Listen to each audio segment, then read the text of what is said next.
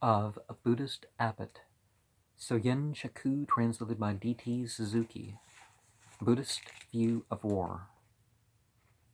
And the Open Court, May 1904, had this. This triple world is my own possession. Triloka, for the universe. The world of desire. Kamaloka, the world of bodily form. Rupaloka, and the immaterial world. Arupaloka.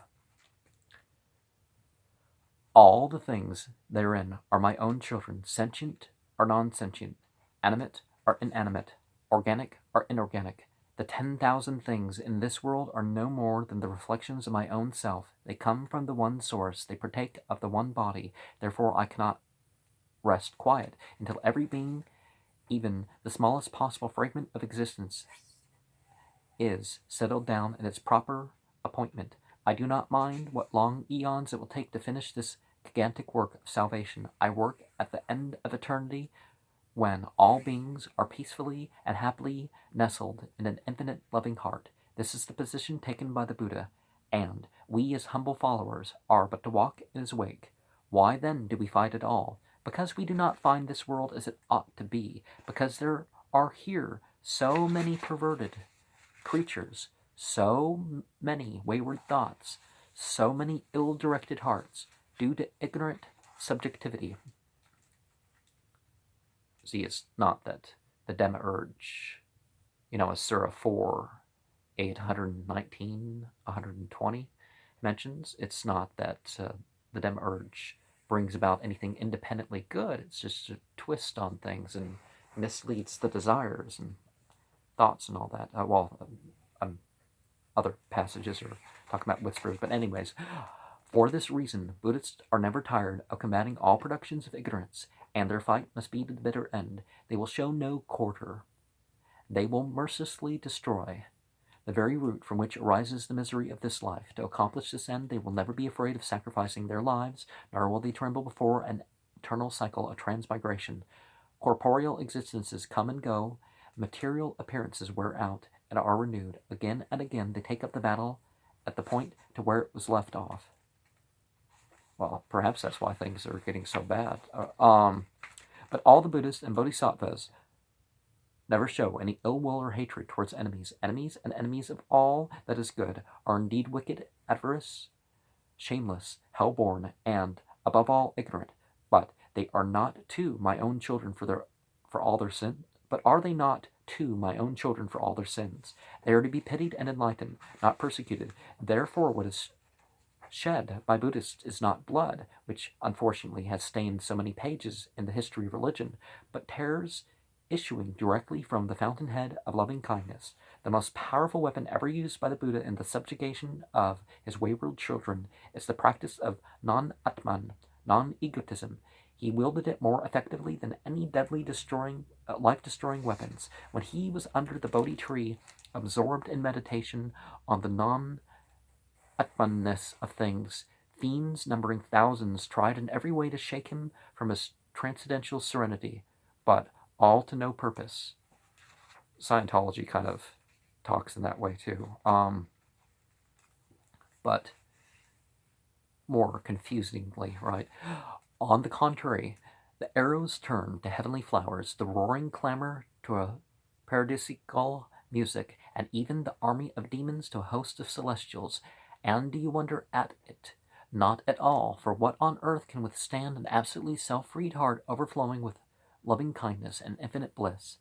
And this example should be made the ideal of every faithful Buddhist. Whatever calling he may have chosen in this life, let him be freed from egocentric thoughts and feelings.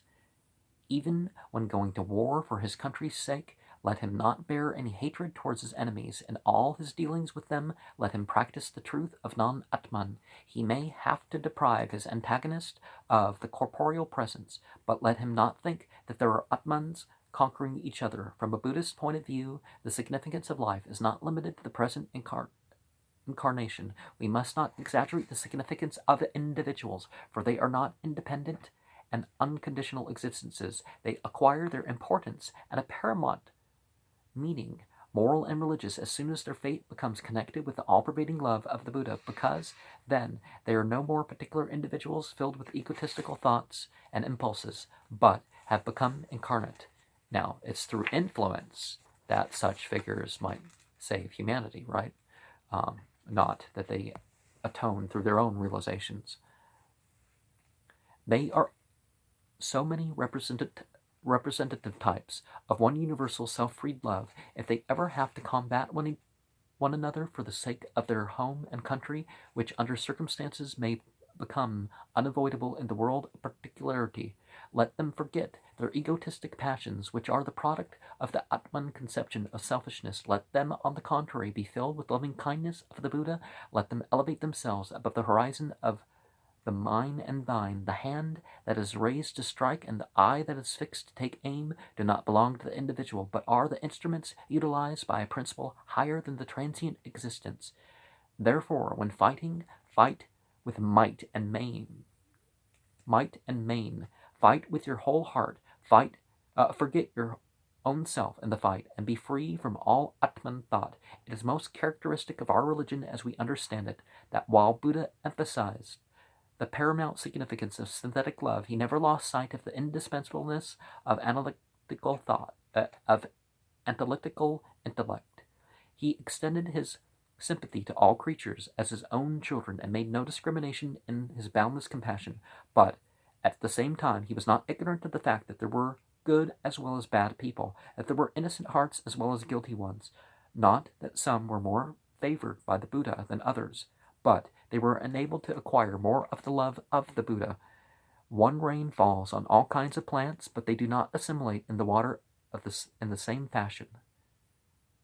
Buddha's love is universal, but our hearts, being fashioned of divergent karmas, receive it in different ways. He knows what they are finally led to, for his love is intermittently working out their salvation, though they themselves be utterly unconscious of it. Above all things, there is the truth, and there are many roads leading to it. It may seem at times that they collide and oppose one another, but let us rest confidently that finally every ill will comes to some good. And maybe I should try in the last seconds to perhaps share a verse regarding what I have to say about war. Maybe I won't get to it. I was going to share a verse that says that you protect everybody's house of worship, everybody, all the religious minorities. It may not be as clear in the translations of 22, 39, and 40 to some people, but it definitely goes beyond Christians and Jews having rights and stuff like this. It's everybody.